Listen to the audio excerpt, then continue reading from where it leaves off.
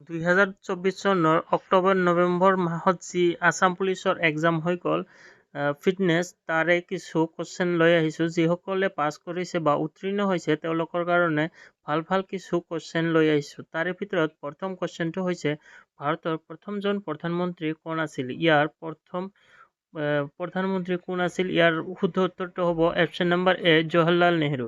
দ্বিতীয় কুৱেশ্যন, অসমৰ প্ৰথম গৰাকী মহিলা মুখ্যমন্ত্ৰী কোন আছিল? ইয়াৰ শুদ্ধ উত্তৰটো হ'ব আনোৱাৰা টাইমুৰ। আনোৱাৰা টাইমুৰ আছিল ভাৰতৰ প্ৰথম গৰাকী মহিলা মুখ্যমন্ত্ৰী। তৃতীয় কুৱেশ্যনটো হৈছে, শ্ৰীসূৰ্য মন্দিৰ অসমৰ কোনখন জিলাত অৱস্থিত? ইয়াৰ শুদ্ধ উত্তৰটো হ'ব option number C, Goalpara. Goalpara জিলাত শ্ৰীসূৰ্য পাহাৰ অৱস্থিত। তো ইয়াৰ উপৰিও চতুৰ্থ নম্বৰ কুৱেশ্যনটো হৈছে, ব্ৰিটিছৰ সময়ত অসমৰ প্ৰথম মুখ্যমন্ত্ৰী কোন আছিল? ইয়াৰ শুদ্ধ উত্তৰটো হ'ব option number C, Mohammad Sadullah. Mohammad Sadullah আছিল সেই ব্ৰিটিছৰ শাসনকালৰ প্ৰথমজন মুখ্যমন্ত্ৰী আছিল।